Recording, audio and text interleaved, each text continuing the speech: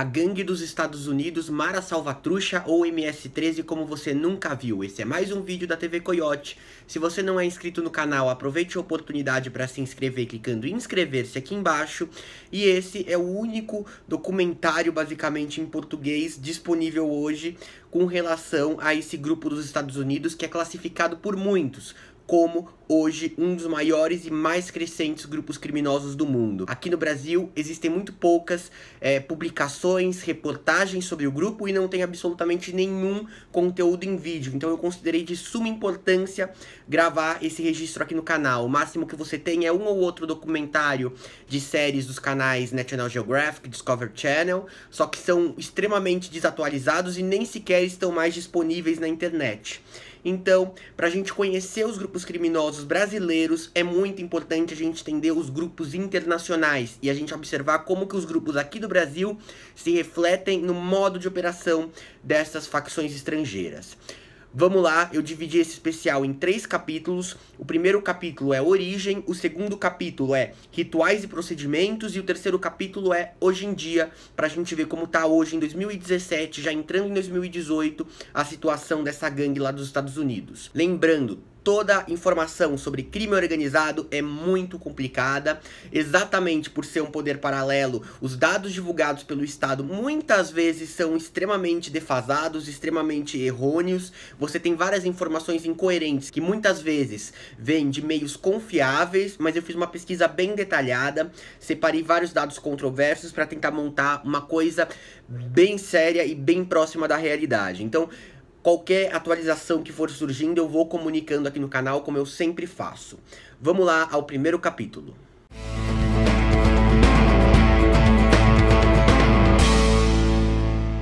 Bom, o grupo Mara Salvatrucha, ele surgiu nos Estados Unidos no final dos anos 70, especificamente em Los Angeles. Alguns outros dados que são divulgados dizem respeito a um surgimento já no início dos anos 80, mas ao que tudo indica, o grupo já existia quando começou a década de 80 e ele apenas passou a se manifestar de forma um pouco mais intensa durante esse período. O grupo começou basicamente com imigrantes que vinham de El Salvador, um país na América Central. Esses imigrantes, eles chegavam em Los Angeles e lá em Los Angeles você já tinha bem estabelecidos algumas gangues de rua. Esses grupos foram basicamente atacados por essas gangues de rua, rejeitados de forma muito forte, além, claro, de toda a pressão que tem por ser imigrante da sociedade como um todo. As próprias gangues da cidade já estabelecidas atacaram essas pessoas que vinham de El Salvador. Além de El Salvador, alguns imigrantes do México, da Guatemala e de Honduras também sofreram ao chegar em Los Angeles. Então você teve basicamente uma série de imigrantes que vieram de países pobres, sofreram bastante na chegada nos Estados Unidos, na região de Los Angeles, especificamente por parte de outras gangues existentes lá, e para tentar combater e de certa forma talvez se vingar, eles criaram um próprio grupo criminoso chamado MS-13, Mara Salvatrucha, e esse grupo começou a crescer muito rapidamente. E a Mara Salvatrucha, em poucos anos, estava praticamente aniquilando as gangues de rua que tinham oprimido quem tinha virado membro da MS-13 depois. Então são basicamente pessoas que chegaram, foram oprimidas por gangues, e para rebater isso daí, criaram uma outra gangue para poder se impor. E eles conseguiram se impor de forma extremamente assustadora. Bom, a sigla MS significa Mara Salvatrucha. Mara significa basicamente em forma de gíria gangue, salva é Salvador, diz respeito à origem dos imigrantes, a maioria deles que fundaram essa gangue, e trucha significaria algo como malandro de rua, seria algo desse gênero traduzindo para o português. E o 13 representa a posição da letra M no alfabeto. Isso aí lembra muito a situação que a gente tem aqui no Brasil. No geral, os números que representam facções criminosas têm origem no número da letra no alfabeto. Então PCC 1533. É uma coisa bem presente, aí a gente já vê uma relação bem grande, nem que seja no nome, dos grupos brasileiros com o grupo MS-13. A gangue logo ganhou destaque, inclusive midiático, nos Estados Unidos nos anos 80, exatamente pelos procedimentos que ela utilizava.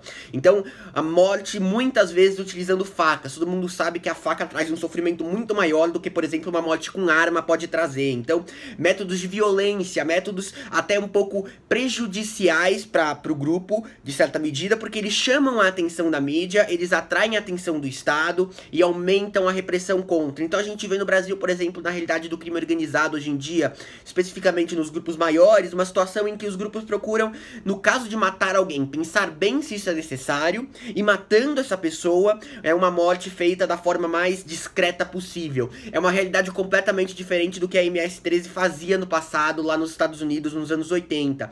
Eles, sem nenhuma preocupação, faziam questão de humilhar e justamente a ideia era causar medo. O grupo chamando atenção, em 1994 já tinha grande destaque nos Estados Unidos e o FBI criou uma força-tarefa exclusiva naquele ano para investigar a MS-13. Então já dá uma noção da proporção que o grupo já tinha no começo dos anos 90, coisa de 27 anos atrás. Em paralelo a isso, já no começo dos anos 90, o grupo começou a se associar com as máfias de droga mexicanas. E uma das maiores fontes de crescimento do grupo, apesar dele ter surgido nas ruas, foi o sistema penitenciário.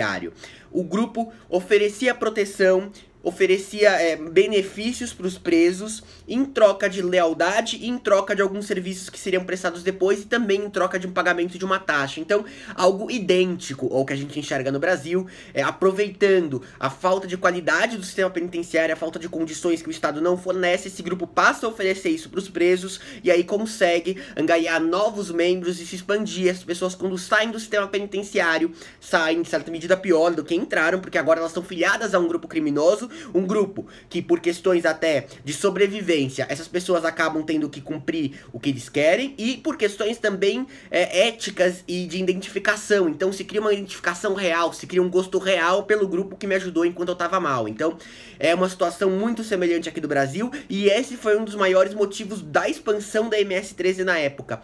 Foi um grupo que fez isso tudo com muita inteligência, tanto que conseguiu quase que aniquilar boa parte das gangues rivais. Depois surgiram outras gangues, até gangues contrárias à MS-13, mas as gangues lá do final dos anos 70, início dos anos 80, boa parte delas deixou de existir.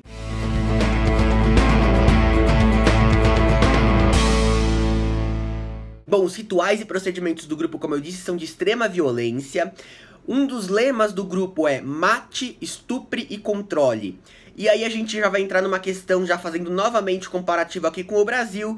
Os nossos grupos não costumam estuprar e costumam rejeitar isso de uma forma absurda. É uma realidade bem diferente à realidade da MS-13, e aí ele se difere não só dos grupos criminosos brasileiros, como de boa parte dos grupos internacionais que não veem na prática do estupro algo aceitável e muito menos incentivam essa prática como em parte a MS-13 faz. No geral, a gangue recruta adolescentes que estão em situação de risco, adolescentes pobres que têm problemas, recruta de uma série de formas diferentes, muitas vezes, inclusive, como eu falei, oferece proteção dentro do sistema penitenciário. Nas ruas acontece a mesma coisa, você ganha algumas garantias do grupo criminoso contra, por exemplo, repressão policial ou contra a repressão até de outras gangues. O ritual de iniciação da gangue, ele é uma sessão de 13 segundos de espancamento, e todos os castigos aplicados pela gangue, que estão no estatuto dela, todos incluem o número 13 ou múltiplos desse número. Então, dependendo da coisa que você faz errado, você é obrigado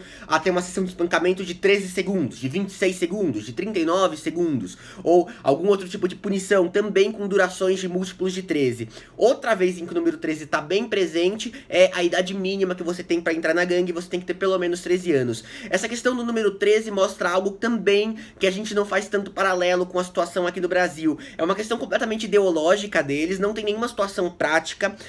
Esse uso do número 13 é uma questão de identificação que acontece entre os membros desse grupo criminoso. Não é algo que tem qualquer sentido mercadológico, porque o grupo também tem relações com o tráfico de droga, relação essa que foi se fortalecendo, mas o fato do número 13 naquela época e ainda hoje ter esse significado todo dentro do grupo, mostra uma coisa, mostra que a questão ideológica ainda é muito forte e ainda é uma das coisas protagonistas na atuação da Mara Salvatrucha. Abandonar o grupo, como abandonar outras gangues nos Estados Unidos, é considerado algo extremamente perigoso. Boa parte dos integrantes são identificados, na época especialmente, com tatuagens bem grandes no peito, com as inscrições do grupo criminoso. Hoje em dia, em decorrência da maior repressão policial e da sociedade contra o grupo, eles evitam em alguns casos a tatuagem. Mas é uma prática que ainda acontece, porque a tatuagem, obviamente, deixa bem claro que você faz parte do MS-13 e não deixa muita válvula de escape.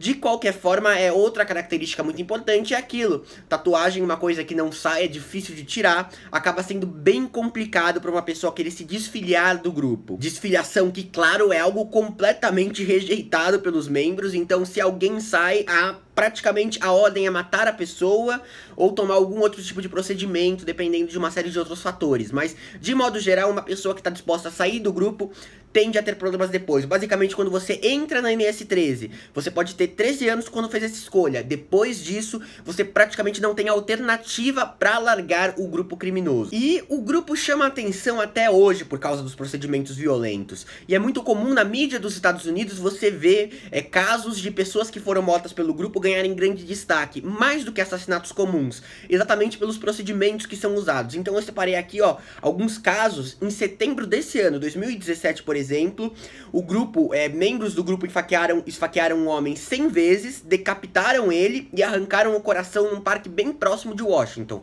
ou seja, numa região razoavelmente de grande destaque, com grande presença de mídia. Então não tinha nenhuma preocupação da MS-13 em tentar ser discreta nesse caso.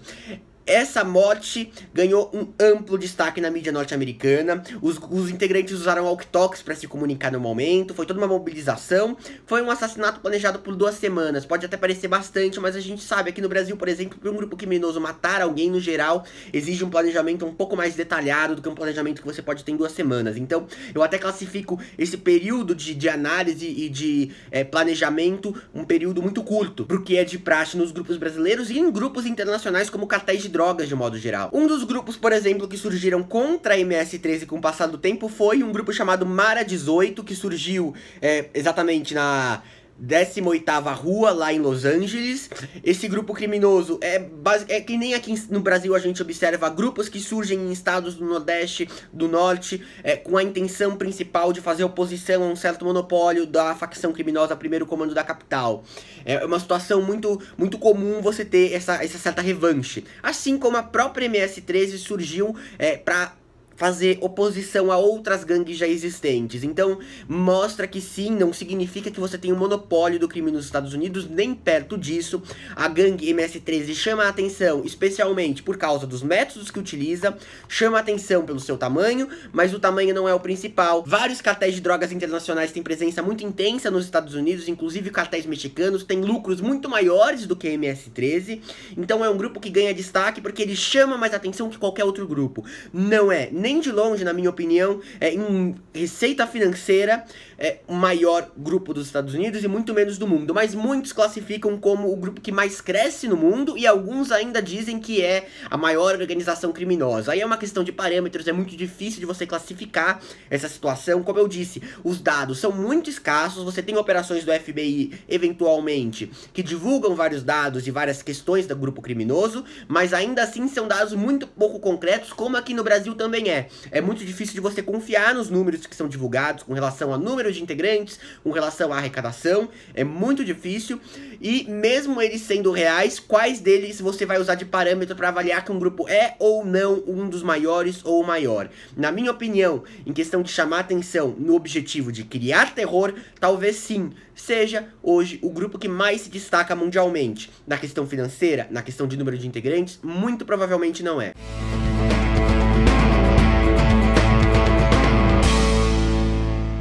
De acordo com dados do FBI, o grupo estaria presente hoje em 46 dos 50 estados dos Estados Unidos, então um número praticamente 95% dos estados do país já tem uma dominação da MS-13. Foi classificado em 2012 pelo governo dos Estados Unidos como uma organização criminosa transnacional, algo que não é típico. Gangues de rua não costumam ser classificadas como organizações criminosas transnacionais.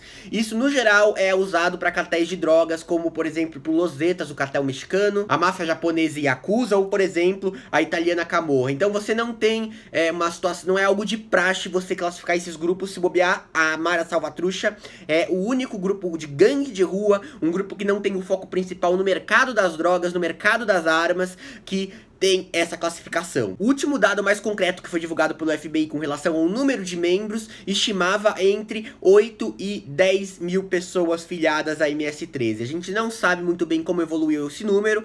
Fato é, naquela época, esse número era referente ao número de membros dentro dos Estados Unidos. Só que aí entra uma questão: no final dos anos 90, o governo dos Estados Unidos fez uma série de operações contra as gangues de rua, especificamente contra a MS-13, a Mara Salvatrucha, e foram extraditados diversos membros do grupo criminoso, ou pessoas que se suspeitavam que eram membros, para outros países, para os países de origem no geral.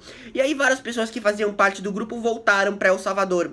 El Salvador, cenário destruído de uma guerra civil, não tinha como dar certo.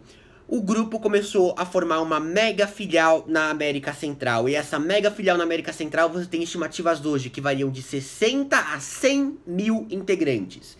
É um número completamente surreal. Nenhum grupo brasileiro criminoso chega perto desse valor. Não sei cartéis de drogas que alcançam esse valor, não duvido que existam, acho muito possível que tenham. Então é aquilo.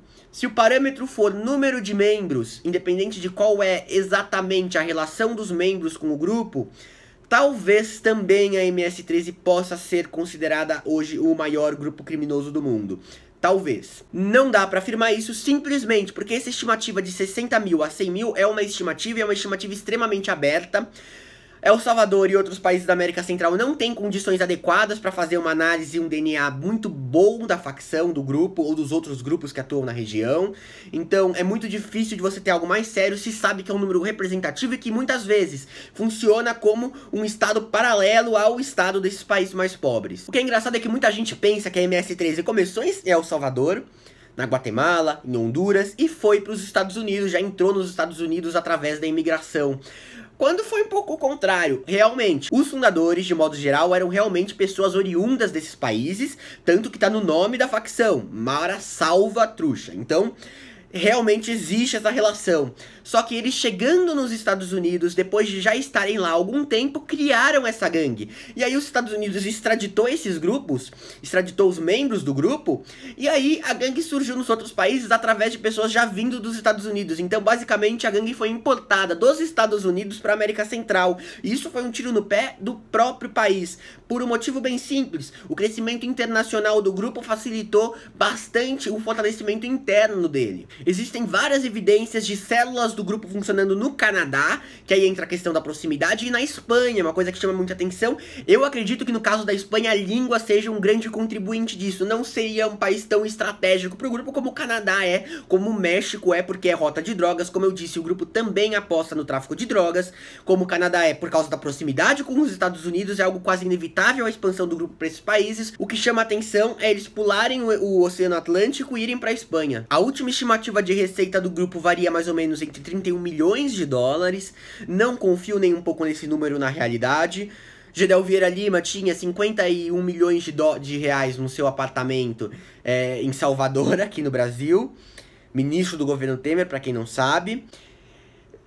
31 milhões de dólares equivalem basicamente a 90 milhões de reais. Não é um valor tão mais alto do que o que Gedel tinha lá em Salvador. Então eu acredito particularmente que a tendência é que a receita desse grupo seja bem maior. Acredito que os grupos criminosos brasileiros, pelo menos os maiores, como Família do Norte, Primeiro Comando da Capital, o PCC, o Comando Vermelho, tenham uma receita maior até do que essa daí por ano. Então é um valor muito baixo. Se os valores divulgados com relação a número de membros internacionais foi real, não faz sentido. Você tem 100 mil membros no mundo e uma receita apenas de 31 milhões de dólares. Basicamente você está supondo que cada membro alimenta a facção com 300 dólares por ano. A taxinha paga por ele, se bobear, já alcança esse valor de 300 dólares por ano, porque se você for pensar são cerca de 30 dólares por mês. E mesmo assim, as outras práticas do grupo, como por exemplo o tráfico de drogas, armas e outras atividades sempre relacionadas ao crime paralelo, sempre vão dar um valor muito mais alto que isso para cada integrante. Então não faz o menor sentido, na minha opinião, esse valor que foi divulgado, ou não faz sentido o número de membros que foi divulgado. Eu acredito que o que está errado é o valor. No geral, é muito mais difícil de você identificar como funciona a movimentação financeira desses grupos. Ainda mais hoje, você tem a ascensão de moedas como o Bitcoin, que não podem ser monitoradas pelo Estado. É muito difícil de você ter proporção de quanto dinheiro que circula dentro do crime. Todas as estatísticas que você tem com relação à circulação de dinheiro no PCC e nas facções brasileiras ou nos cartéis de drogas são conseguidas basicamente através de apreensão de planilhas, de dados tabelados que mostram esses valores ou de grampos telefônicos que evidenciam isso. Nunca são tão confiáveis assim, e a MS-13 nesse sentido acaba sendo uma facção um pouco mais obscura, em que a gente conhece um pouco menos esses detalhes. E, no geral, dados estatais com relação a organizações criminosas envolvem números mais baixos do que existem na realidade. E o grupo vem ganhando muito destaque nesse ano e no último ano, basicamente porque o presidente dos Estados Unidos, Donald Trump, declarou que o grupo é a prioridade na política de segurança pública dos Estados Unidos. E o Trump culpou ferrenhamente o ex-presidente Barack Obama por causa da sua política migratória que teria contribuído para o crescimento do grupo. O secretário de Justiça do Trump, Jeff Sessions, também frisou isso daí. Disse, é a prioridade do nosso governo com relação a crime, com relação à segurança pública, combater e aniquilar a MS-13. E muitos críticos dizem que o Trump está errado por um dado estatístico. Na verdade, o grupo teria crescido mais durante o período do governo do George Bush. De qualquer forma, as operações contra o grupo vêm ficando mais intensas. Isso não é em decorrência apenas da declaração do Donald Trump, tanto que nem ele pegou essas operações e colocou como uma realização dele. São operações mais independentes, feitas pelo FBI, que vem prendendo vários membros importantes da organização e vem descobrindo várias coisas. Então, vários dos dados que eu tô passando aqui são dados que foram descobertos nos últimos 5, 6 meses. A maioria deles foi divulgado em maio, em uma operação que o FBI fez, que prendeu 21 membros da gangue, depois de 3 anos de investigação ferrenha sobre ela. E essa operação foi possível graças a uma outra operação, que aconteceu no começo de 2014, que durou 4 meses no total e que prendeu 60 pessoas. Entre elas, quase todos membros extremamente fortes e os líderes da MS-13.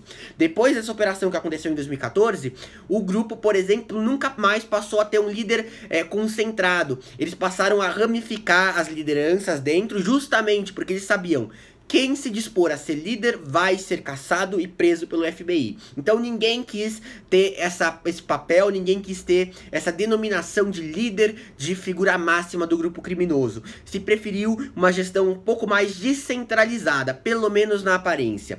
E aí você tem uma situação em que hoje ficou um pouco mais difícil você pegar a facção criminosa. Acontece isso quase sempre, conforme você tem mais operações contra grupos criminosos, mais fica sofisticado o modo de atuação deles e mais preparados eles ficam. Então é basicamente uma corrida, o FBI ou as organizações de segurança pública de modo geral correndo para sofisticar o seu modo de investigação e os grupos criminosos correndo para sofisticar o seu modo de atuação e o seu modo de combater as operações policiais. E é bem revelador a situação da MS-13. Nesse especial aqui eu tô focando muito, eu passei todos os dados basicamente existentes sobre o grupo, então eu acho que eu consegui passar uma proporção legal de qual é o tamanho em representatividade. Financeiro não consegui dados que eu achei confiáveis nesse sentido.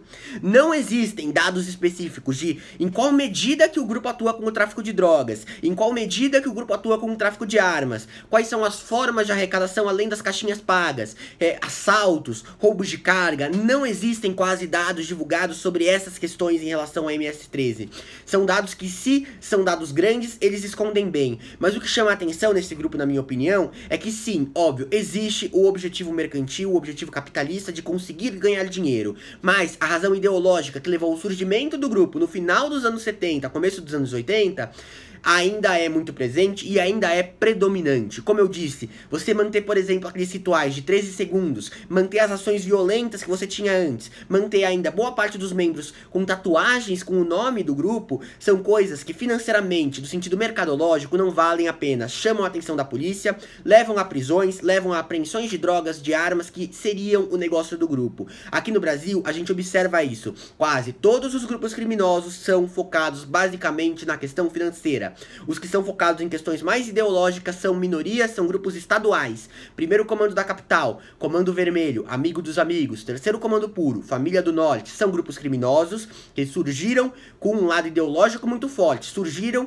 para oferecendo melhoras nas condições do sistema penitenciário, oferecendo e dizendo que vão dar dignidade para os presos. Paz, justiça e liberdade era o lema do PCC, só que com o tempo, a questão do tráfico começou a virar o foco principal desses grupos. A questão do lucro virou o foco principal. A ideologia continuou existindo e parte da ideologia virou o objetivo do lucro. Então veio uma ideologia um pouco até capitalista. No caso da MS-13, a gente não observa esse movimento de forma muito forte. Eu disse aqui, ainda assim considero pouco, uma arrecadação de 31 milhões de dólares por ano. Mas mesmo assim, mesmo sendo pouco, acredito que é um valor maior, o grupo chama atenção por causa dessa questão ideológica. Ele tem sim relações com cartéis de drogas mexicanos, tem relações com vários outros grupos que têm como foco principal a arrecadação e, no geral, a arrecadação através de drogas. Mas não é, até hoje, na minha opinião, pelo que eu li e observei, o foco principal desse grupo. O foco principal é basicamente uma identificação ética que existe entre os integrantes, é uma identificação de companheirismo, de lealdade, de contar com a ajuda de alguém. Mesma coisa que você teve na origem da MS-13 e da Mara Salvatrucha. Então isso, na minha opinião, mudou muito menos do que eu esperava e do que aconteceu normalmente com os outros grupos mundiais. Você tem casos em que cartéis de drogas, em que facções criminosas já surgiram com objetivos mercadológicos de buscar lucro. É o caso aqui no Brasil de uma facção criminosa, por exemplo, chamada Bala na Cara, sediada lá do Rio Grande do Sul.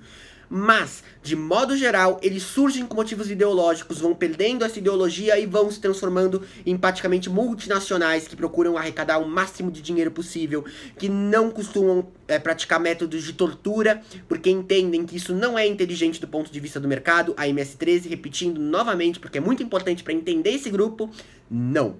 Ela continua tendo a questão ética e de identificação muito forte. O interessante é você observar, por exemplo, que essa identificação que no começo era muito relacionada, ok, à origem dos participantes, mas de certa forma por regiões de bairros de Los Angeles em que o grupo tinha poder, criavam essa identificação geográfica. Com o tempo, com o grupo indo para dentro do sistema penitenciário, se espalhando pelos estados, a identificação geográfica praticamente acabou. Você passou a ter uma identificação ética quase que exclusivamente. Vários membros não têm origem da América Central. O grupo se expandiu com muita facilidade lá porque existe essa relação. Mas, de modo geral, é realmente uma questão que é um grupo mais difícil de você solucionar. Você combater uma organização criminosa que trafica drogas, que trafica armas, você sufoca elas no sentido mercadológico. Você legaliza esse mercado como foi feito no Colorado, ou você reprime e apreende uma quantidade tão grande de drogas a ponto de inviabilizar ou tornar muito custosas as atividades desse grupo. No caso das milícias no Rio de Janeiro, você coíbe venda de gás, coíbe transporte coletivo irregular, você sufoca financeiramente. Sufocando financeiramente, você sufoca o grupo em todos os sentidos. A MS-13 não. A MS-13 não adianta você focar apenas na parte do dinheiro. Assim como várias organizações terroristas no mundo, focar só em encurralar financeiramente não adianta. Ainda mais, você encurralar o Estado Islâmico, por exemplo, financeiramente, roubando o território que era usado para coleta de petróleo, enfraquece as atuações do grupo, porque no geral os atentados promovidos pelo Estado Islâmico são atentados promovidos com armas de altíssimo custo, um aparato quase de exército. No caso do MS-13 são ataques a facas, coisas de quase custo zero. O que tem basicamente essa identificação. Como combater este grupo é uma coisa muito mais difícil do que combater qualquer outro grupo. Por isso que o MS-13 chama atenção. Por isso que é um dos grupos que mais chama atenção no mundo, apesar do baixo destaque que ganha aqui no Brasil. Por causa da dificuldade que você tem e da impotência que você tem diante de uma situação dessas. E o que chama mais ainda, o que mostra é que é mais um grupo que talvez até se originou por problemas mais localizados, mas ele se expandiu, ele conseguiu cruzar fronteiras basicamente em decorrência de erros grotescos cometidos pelo Estado.